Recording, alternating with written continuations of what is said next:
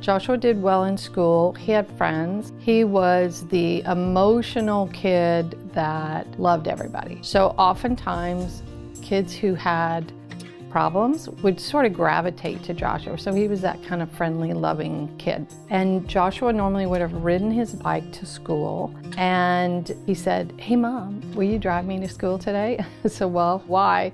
He said, "Well, it's picture day and I don't want to mess up my hair." So as we drive into the school, it's a big marquee up, and the marquee says picture day, and Joshua says, "See Mom, it's picture day." And he turns up to look at the sign, and his head stayed like that.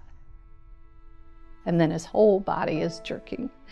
So I drove through the loop, and I called 911, and I said, you know, something's happening to my son and I don't know what's happening, but I need help.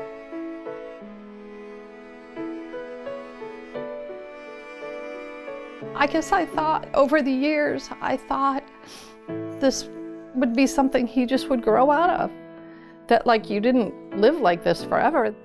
Yeah, I had seizures throughout some of my high school, had them during classes. I could have a seizure at any time. I could have a seizure talking to someone for half a second, pick up the conversation, and neither of us will have known.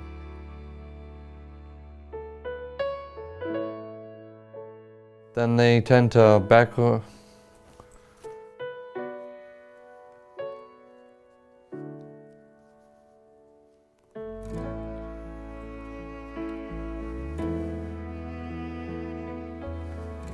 okay? Yep. Well, meant I was different, meant that a lot of my friends just up and vanished. So when you lose friends because they're afraid that you might have a seizure or they don't understand, it really cuts you into pieces. Most days he would be pretty strong and not really share, not get emotional. And this particular day, he said to me, "Mom," he says, "I just feel like I'm invisible."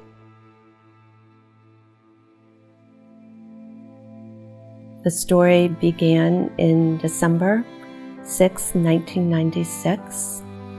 Josh had just made the varsity soccer team for Riverview High School.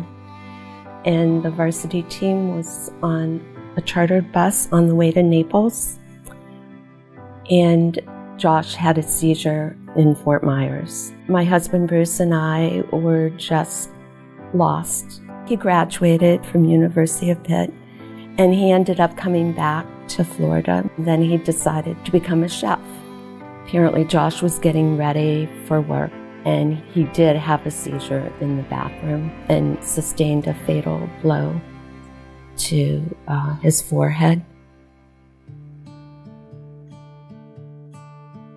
We wanted to help people, and that was our main mission, and still is today. We didn't know anybody else that had epilepsy, nobody. We went to the first meeting and Bruce and Sandy were there, and we began to connect with other people, other moms and dads and kids Joshua's age. I think having friends or a group who can understand and can actually go out and just be normal in a manner of speaking. Maybe not everyone else's version of normal, but our own version of normal. Go see a movie, hang out at the mall, go bowling. When you have friends who can understand and aren't gonna back down because you've had a seizure, it really lifts you up. I want a hug. This has improved my life just meeting these people.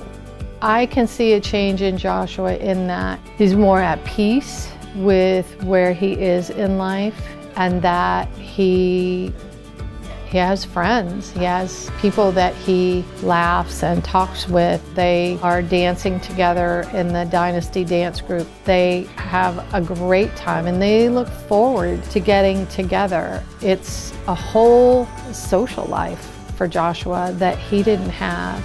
But don't think for a minute it's only about the kids. It's really not. It's a lot for the parents. I needed someone to grab my hand and say, "Hey, come over here, I can help you with this." It's amazing the connection you make with people when you feel like you're not alone, like you're not invisible. I think that supporting JoshProvides is pretty important because it allows them to extend their reach to other people who have epilepsy. It's so important to have the financial support. Sometimes helping is volunteering. Sometimes helping is educating, telling others, being willing to talk about epilepsy. It all helps, it's all important. That's what makes us all so close.